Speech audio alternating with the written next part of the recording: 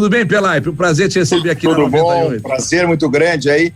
Já falamos algumas vezes por telefone, agora nos encontrando aí nessa situação terrível aí que o povo brasileiro se encontra com essa pandemia, mas é um prazer muito grande aí falar com vocês aí da 98 FM e obrigado pelo convite aí, uma boa noite a todos os participantes.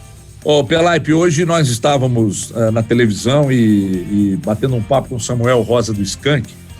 Eu disse ao Samuel que se eu tivesse paciência e competência, eu certamente aproveitaria esse tempo para escrever um livro contando dos grandes acontecimentos, bons e ruins, da nossa geração. Nos últimos, 30, 40 anos, nos últimos 30 anos aconteceram coisas com repercussão mundial, coisas muito grandes, boas e ruins. Eu contaria nesse livro, sabe, os últimos 30 anos de história, o que foram acontecimentos impressionantes. E aí eu me lembrei de alguns, a Guerra do Golfo, o atentado terrorista de 11 de setembro, os títulos mundiais, né, do Brasil em 94 e 2002, enfim, foram grandes, importantes acontecimentos, mas nada, absolutamente nada se compara ao que estamos vivendo agora, né? Porque é uma questão que envolve o mundo todo, que tem repercussão no mundo todo. Na Antártida, por exemplo, não tem coronavírus, mas o impacto do turismo muito forte naquele local. Muita gente, mas inóspito. Não é. Tem a questão do turismo que está impactado lá naquele local também. Então, grandes acontecimentos e que a vida de todo mundo sofre algum tipo de alteração num momento como esse. E, obviamente, que a sua também, né, Paulo Pelaipe? Sim, nós aqui, eu moro em São Paulo, né, eu estou há quase mais de 6 anos aqui morando em São Paulo, fixei residência em São Paulo, todo mundo sabe que eu sou gaúcho, mas fixei residência em São Paulo, aqui todos os dias, assim, a gente fica muito preocupado, né, porque ao invés de haver um retrocesso, diminuir os óbitos aqui em São Paulo, é o que nós temos assistindo, é um aumento impressionante, né, do número de óbitos de um dia para o outro. Então é muito preocupante porque nós todos, né, nós que somos cristãos, somos pessoas que temos, né, que acreditamos em alguma coisa e a gente tem amor ao próximo, né, e a gente vê as pessoas mais carentes, mais necessitadas, né, com dificuldade de alimentação, né, com dificuldade de se proteger para essa doença, realmente sensibiliza muito e choca muito e mexe muito com o emocional de todos nós, né? Atenção, Vinícius Grice, Léo Gomide, Alexandre Silva, perguntas para Paulo Pelaipe. Pelaipe, boa noite, é Vinícius Grice, muito legal ter você com a gente aqui na Arena 98. Boa noite, Vinícius. Queria que você falasse um pouquinho do seu projeto atual, né, do seu trabalho atual no São Caetano, desde a sua chegada aí com a impressão de que faria aí um trabalho até para retomar o São Caetano para um lugar de protagonismo onde ele já esteve no futebol brasileiro, mesmo que por um curto espaço de tempo, mas em meio a esse caminho com a pandemia a gente já viu inclusive a notícia da desistência da disputa da Série D do Campeonato Brasileiro desse ano. Queria que você falasse um pouco do porquê você escolheu o São Caetano para a sua carreira nesse momento, de qual que é ou era a ideia desse projeto e que tipo de mudança que vocês já tiveram que fazer no projeto por conta dessa paralisação.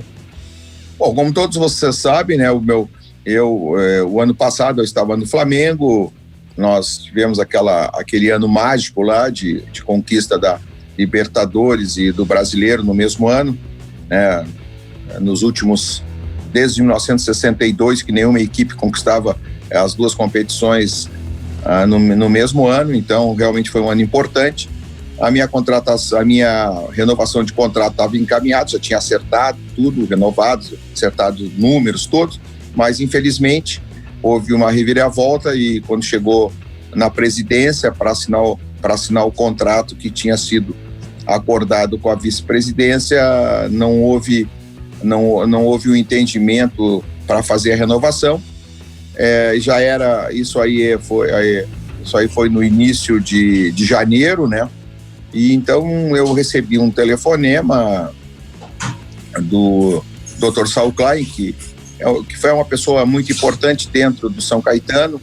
No passado, o São Caetano por 2 vezes disputou finais do Campeonato Brasileiro, disputou uma final de Libertadores da América em 2002, foi campeão paulista, teve treinadores importantes, Dorival Júnior, Muricy Ramalho, o próprio treinador da seleção brasileira, hoje o Tite treinou o São Caetano, Jair Pisserni, que fez um trabalho fantástico no clube, né? Levando a uma final de Libertadores, enfim.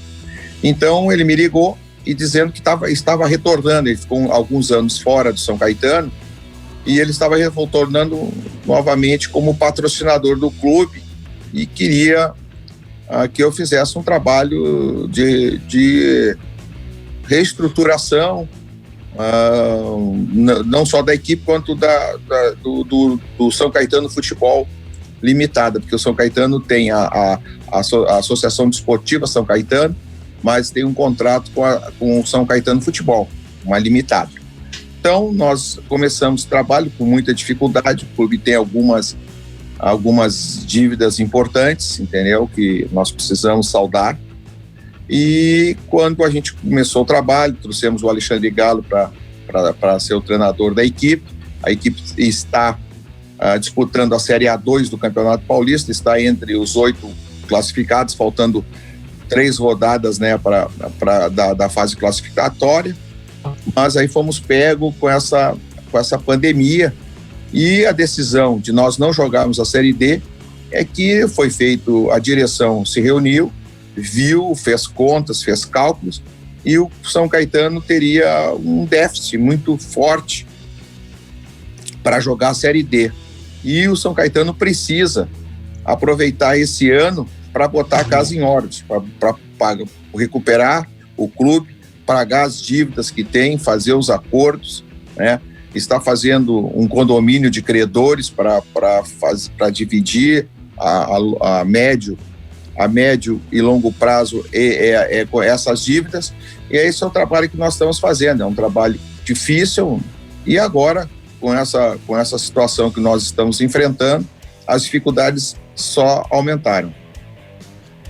Léo Gomes. Pelaipe, boa noite, grande abraço, prazer em tê-lo conosco aqui novamente no Arena 98, né? Além da Série D, né, o São Caetano estava em meio à participação no Campeonato Paulista da Série A2, né? Estava ali na zona de classificação para o mata-mata, até a parada fechou aí na 6ª colocação. A gente discute muito, né, o cenário do futebol brasileiro baseado nas divisões principais, né? Seja do estadual, seja do Brasileirão. Aqui em Minas teremos 2 clubes disputando a Série B nessa temporada, o América e o Cruzeiro, mas vocês estavam na 4ª divisão e na 2ª divisão do Campeonato Paulista, né?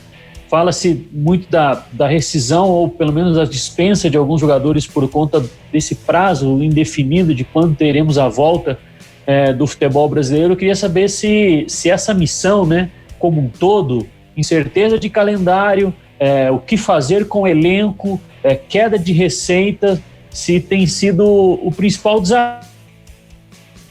Longa carreira como executivo até o momento. Olha, é um grande desafio. Esse é o desafio do São Caetano, como já tive outros grandes desafios, quando assumi o Grêmio em dezembro de 2004, na Série B, com 8 atletas, e fizemos um projeto, um plano de trabalho, e levamos o Grêmio de dezembro de 2004 da Série B a uma final de Libertadores em 2007, ganhando 2 títulos estaduais em cima do Internacional, na época uma equipe que foi até campeã da América e do mundo. Então, nós temos a experiência para trabalhar, para fazer o trabalho, só que nós, nesse momento, precisamos saber quando vai ter futebol. Porque nós já tivemos 2 reuniões com a federação, e eu representei nessas 2 reuniões do São Caetano, e não existe uma definição de quando as equipes aqui em São Paulo vão retornar. porque existe um decreto do senhor governador do estado que até o dia 10 ninguém pode, tá proibida a circulação de pessoas na rua. Então nós temos que respeitar esse decreto. A federação, o presidente Reinaldo, tem se empenhado muito, está para agora fazer uma convocação entre 8 e 12 de maio, de uma nova reunião, de uma nova videoconferência, para nós sabermos o dia que nós iremos voltar para a Série A2. Então, particularmente, nós só podemos, tomar decisões no momento que nós sabemos, nós temos compromisso com os atletas. Nós temos 2 atletas que vencem o contrato amanhã, dia 30, que nós não iremos renovar, já comunicamos os atletas que nós não vamos renovar. Temos um outro atleta que é o capitão da equipe, que vai ter o contrato no dia 20 de maio, nós estamos conversando com ele para ir também, mas nós precisamos saber, para tomar essa decisão, o que vai acontecer no calendário. Então, existe essa indefinição muito forte.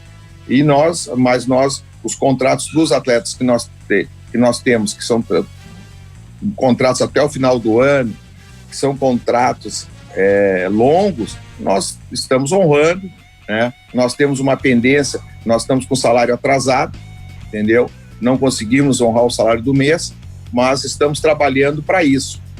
Então, nós estamos com muita dificuldade. Então, diante dessas dificuldades, foi que a diretoria tomou a decisão de não disputar a Série D, porque nós nem sabemos se vai ter Série D. Eu acho que se hoje, assim, nós aqui que estamos conversando aqui,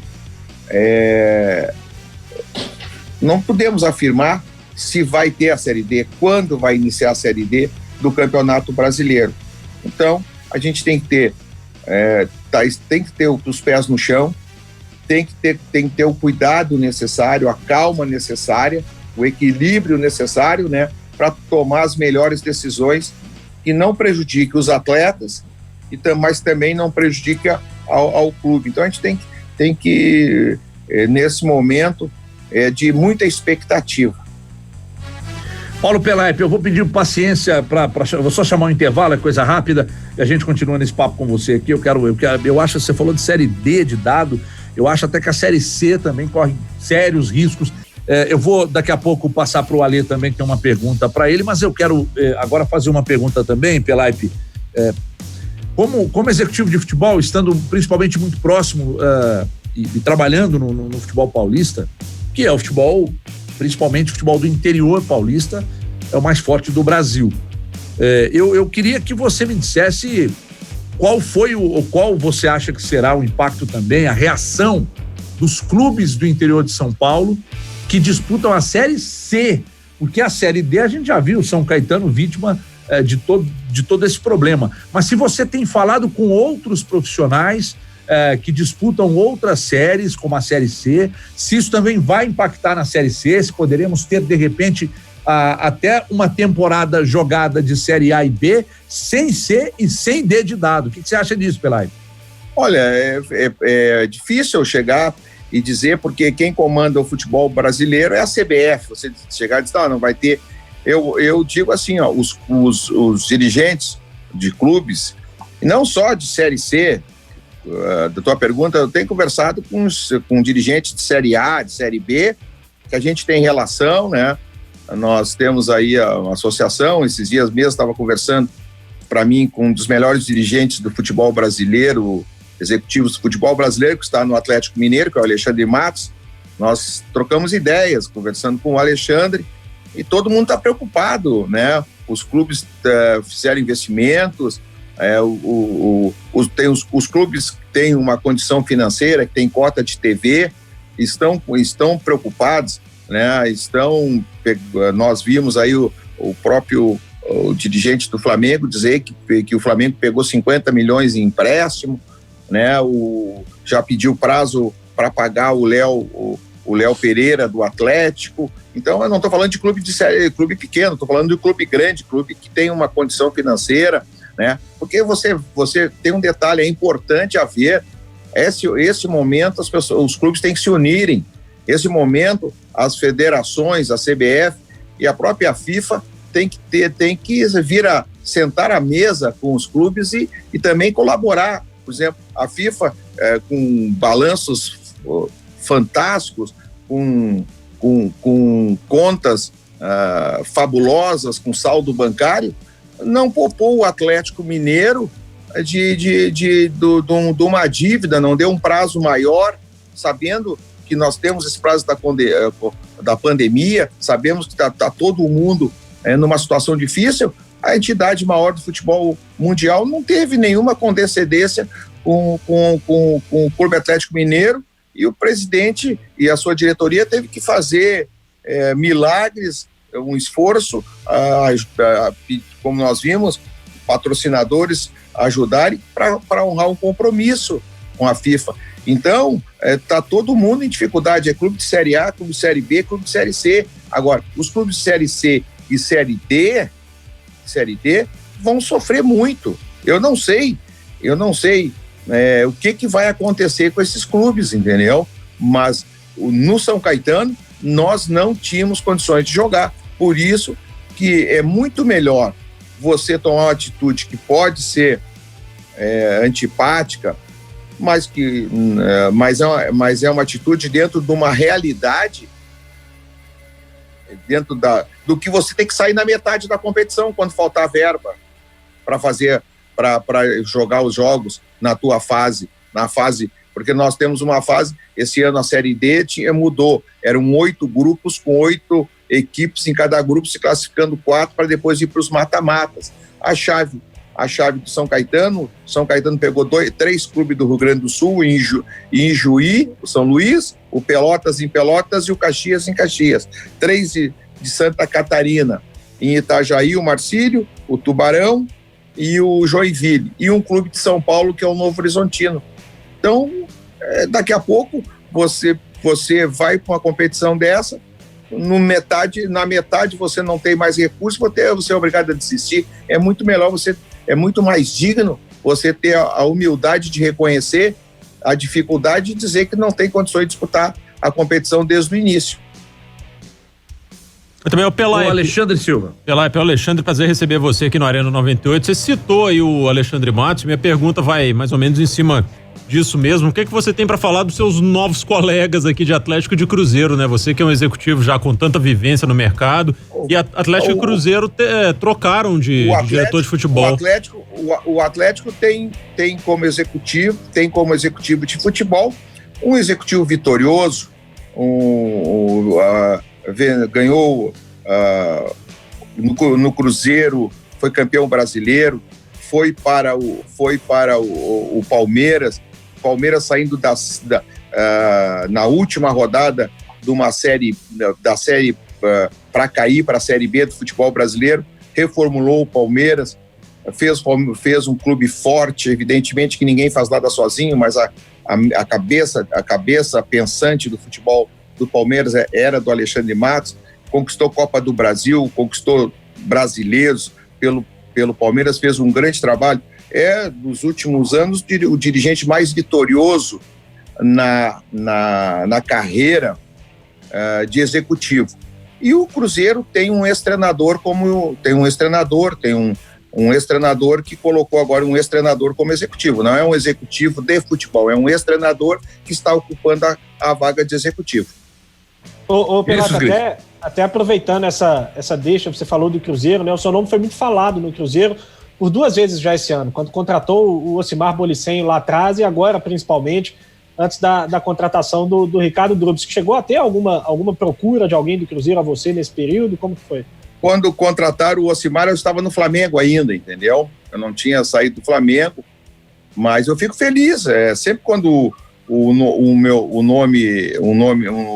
nosso nome é lembrado, é porque a gente tem um trabalho realizado. Então a gente fica feliz de ter a lembrança do nome, entendeu? Mas ninguém realmente comigo, ninguém nunca conversou comigo do Cruzeiro, não tive nenhum tipo de contato. Que isso aí é importante, porque vocês da imprensa, assim, existem, porque sempre quando cai um executivo, é como cai um treinador. Se cai um treinador, tem os treinadores que estão no mercado, o pessoal sabe, tem fulano, beltrano, ciclano, é falado. Então é como o executivo, quando algum executivo, o clube muda, troca, sempre tem 2, 3 nomes, entendeu? Então mas é bom quando a gente é lembrado, é porque o trabalho foi reconhecido pelos locais que a gente passou. Ninguém passa, como eu passei 2 períodos, eu peguei o Flamengo no pior momento do Flamengo com 750 milhões, mais de 700 milhões, quase 750 milhões de dívida, quando o presidente Eduardo Bandeira de Mello assumiu o Flamengo. Eu fui contratado para reconstruir o departamento de futebol do Flamengo, né? O Flamengo tinha uma folha de 11 milhões e eu tive que trabalhar com 3 milhões por mês, né? Tivemos que abrir mão de jogadores importantes, jogadores ídolos da torcida, Wagner Love, Ibson, Alex, Pirulito, Liedson, Botinelli e outros tantos jogadores, né? Fazer uma equipe, escolher jogadores, ir para o mercado. Tivemos a felicidade de trazer alguns jogadores que foram importantes, né? Fomos buscar o menino Samir, né? No Audax. Fomos buscar o Hernani Brocador, que aquele ano foi o maior goleador do futebol brasileiro, com 36 gols da temporada de 2013. Tivemos alguns erros também, porque no futebol você acerta e erra.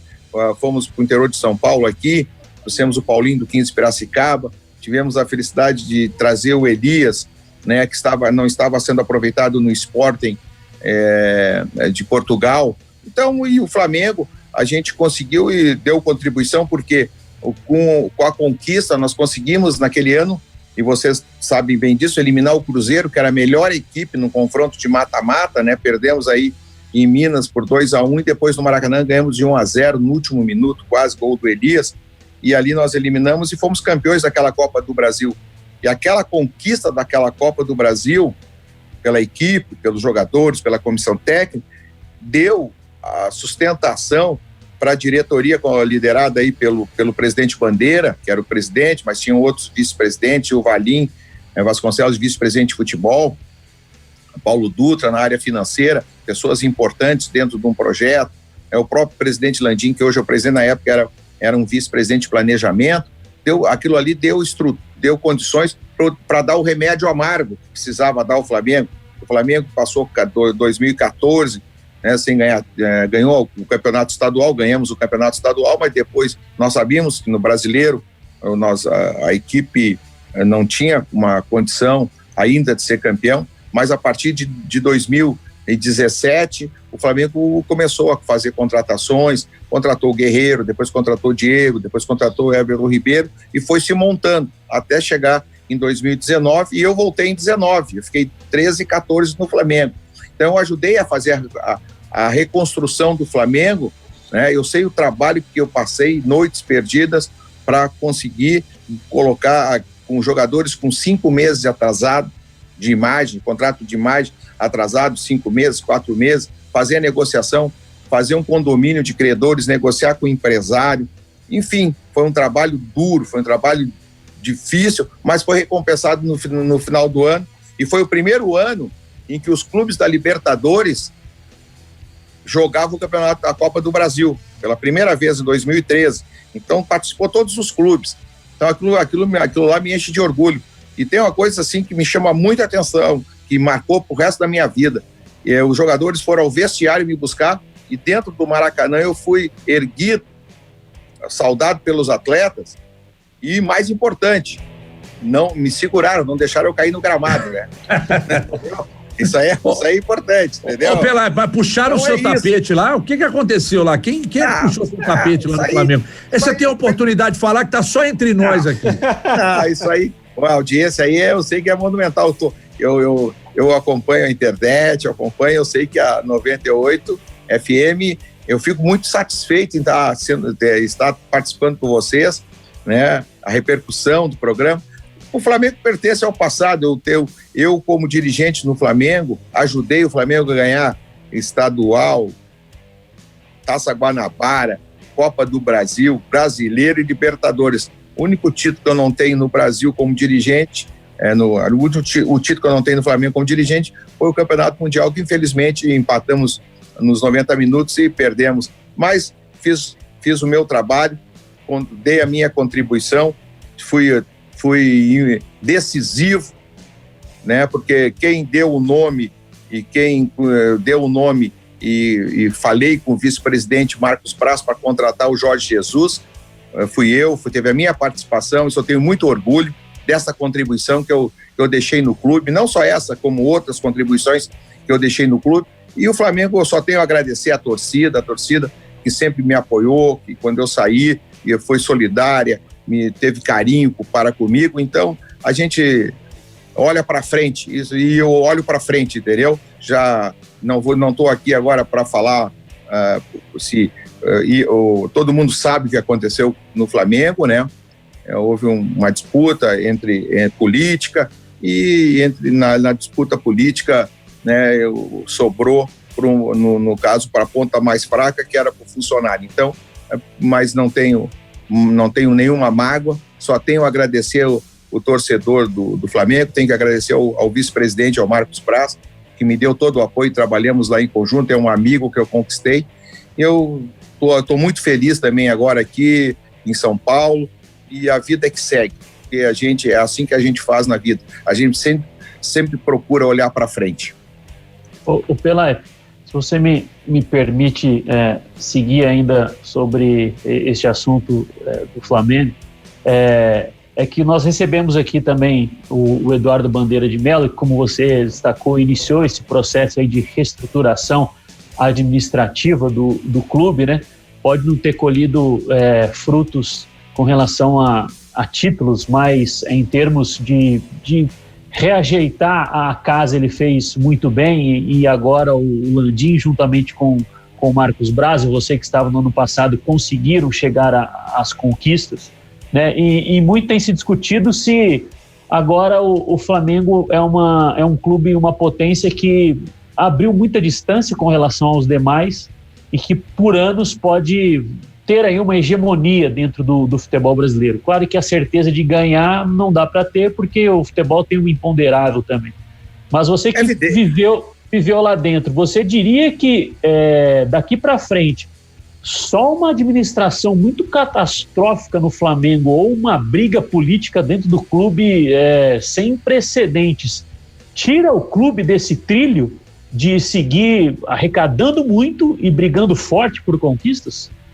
Olha, o Flamengo estava estruturado porque, só para dar uma ideia, nós tinha essa equipe vitoriosa jogando o Brasileiro, indo para as finais da Libertadores, e ao lado nós já pensávamos, e eu, né, junto com o Marcos, junto com o Bruno Spindel, nós já trabalhávamos e já pensávamos nos reforços, né, que vieram para 2020, porque no futebol você não faz o seu planejamento em dezembro de um ano para iniciar em janeiro do ano seguinte. Você passa no segundo semestre, você começa a conversar, você começa a ver. E o Flamengo está muito bem estruturado, o Flamengo está muito bem planejado, né, para ter sucesso na sua administração. Teve a felicidade de ter vendas muito importantes, né, vendas do Vinícius Júnior, do Paquetá, agora do Renier, né, meninos aí formados dentro das categorias de base do clube, e isso deu uma sustentação financeira importante, né, tem créditos a receber nas vendas que fez, mas a gente não sabe o que vai acontecer depois dessa pandemia. Isto aí agora é uma interrogação. Isso aqui não estava no nosso radar, não estava no radar de ninguém. Agora, porque o Flamengo tem uma folha alta, o Flamengo tem compromissos, salários importantes, né, com os atletas, tudo isso tem que ver, e por tempo, não é por pouco tempo, é por 3 anos, por 4 anos, por alguns por 5 anos, entendeu? E você então agora tem que ver como é que vai ficar o cenário, como é que vai ficar esse cenário, não só do futebol brasileiro, mas do futebol mundial. O próprio manager da Juventus, eu estava ouvindo uma entrevista dele na semana passada, a Juve estuda a reestruturação financeira até do salário do Cristiano Ronaldo. e não pensa em fazer nenhum tipo de contratações. As contratações para a próxima temporada, a ideia é fazer troca-troca, trocar atletas um pelo outro. Então, nós temos que ver como esse cenário vai ficar no futebol brasileiro e mundial. Mas o Flamengo está muito bem estruturado. Paulo Pelaipe, eu queria te agradecer, muito legal ter você aqui na 98, bater esse papo conosco, te desejar muita sorte aí. Ué, então deixa só, antes de você fazer a pergunta, deixa eu mandar um abraço aqui pro Pedro, lá da Pizza Hut, Lourdes, e pra filha dele, pra Júlia. Alô, Julinha, beijo pra você também, Pedrão, tá mandando um abraço aqui, diz que é grande fã do trabalho do Paulo Pelaipe. Então, antes da gente fechar, Grice, é claro que você tem prioridade, Grice, porque você manda no programa. Não só, Pelaipe, é uma pergunta que eu tenho feito para dirigentes do Brasil inteiro que a gente tem conversado nesse período, porque acho que é um sonho meu e de boa parte das pessoas que gostam de futebol, mas é um negócio que parece muito distante. Você falou em algum momento da nossa conversa de que é um momento dos clubes se unirem e que isso vai ser muito importante para que eles possam se reestruturar. Você acredita na possibilidade da gente ter, depois dessa pandemia, de fato, uma união dos clubes, de pensar de forma conjunta? A gente sabe que isso é muito difícil hoje no futebol brasileiro, porque eles começam a pensar juntos, quando começam a pintar os interesses de cada um, eles vão se separando até a corda estourar. Você acha que essa pandemia, de alguma maneira, pode servir para que essa união, esse pensamento conjunto, a formação de uma liga, por exemplo, ela possa finalmente acontecer? Olha, o momento é de muita reflexão. É um momento muito difícil. A estimativa que nós estamos vendo do mundo corporativo, falando em termos de prejuízo, chega a casa de 2 bilhões de reais que os clubes irão perder com essa pandemia. Então, é a hora dos clubes sentarem à mesa e conversarem, porque eu acho que a disputa é dentro de campo. O bom senso tem que prevalecer. Não pode alguém, o dirigente, querer achar que querer ser mais malandro do que o outro, querer achar que tem mais vantagem do que o outro. Eu acho que não. Eu acho que esse momento é um momento assim que as pessoas estão participando de videoconferências com federações, com CBF. Então, eu acho que essa hora pode, sim, nesse momento, os clubes se unirem. Né? Eu espero até que haja isso, porque é importante para o futebol brasileiro. Vocês, da imprensa, né, tenho certeza que também colaboram muito para isso, né? Mas é muito importante que haja, porque os clubes têm que estar unidos, porque os clubes unidos são fortes. Os clubes desunidos, cada um puxando para o seu lado, eles ficam muito enfraquecidos. Nós estamos vendo agora, alguns clubes foram fazer contratos com a Tanner e outros não. Vocês estão vendo o que está acontecendo, entendeu? Então é isso. Eu acho que mais do que nunca, esse momento é um momento propício para que realmente os clubes se unam e que nós temos lideranças importantes nos clubes de futebol.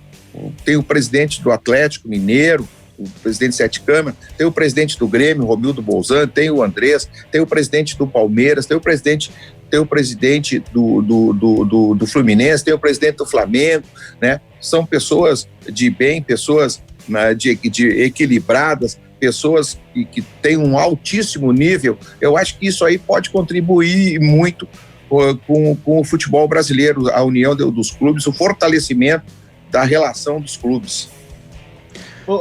Mas só rapidinho, pintou uma dúvida aqui, essa é rápida mesmo pra ver. Não, eu seguro o programa até às 10, não tem problema. Não tem intervalo. Só uma dúvida que me surgiu aqui agora, eu não sei qual foi a linha histórica, né, o que aconteceu primeiro, mas com a desistência do São Caetano de disputar, acho que ele caiu ou não? Não, voltou. De disputar a Série D do Campeonato Brasileiro, ele chegou a receber aquela ajuda da CBF que foi disponibilizada para os clubes? Veio 120 mil para cada clube, né? Veio 120 mil para cada federação, 120 mil para cada clube da Série A, na Série D, e 200 mil para cada clube da série C.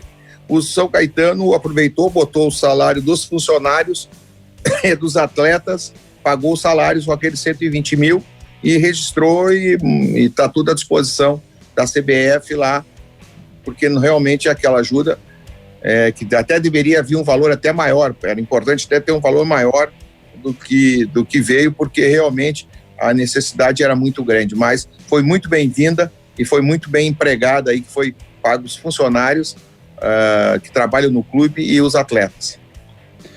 Bom, agora o Grício, eu acredito que não tenha mais pergunta. Ô, Pelaipe, obrigado pela participação.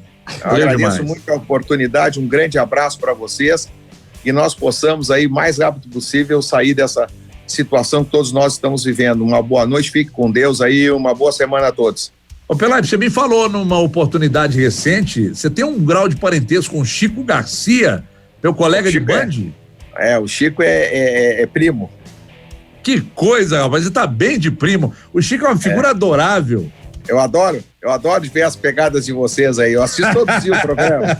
Agora às vezes eu tô trabalhando no clube, não tenho tempo, sim, de ver, né, não tô na sala, mas agora que eu estou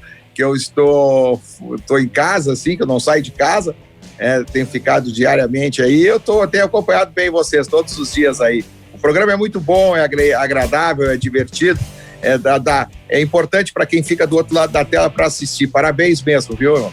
Obrigado, Pelaipe, obrigado. Grande abraço a você, se cuida aí. Grande abraço.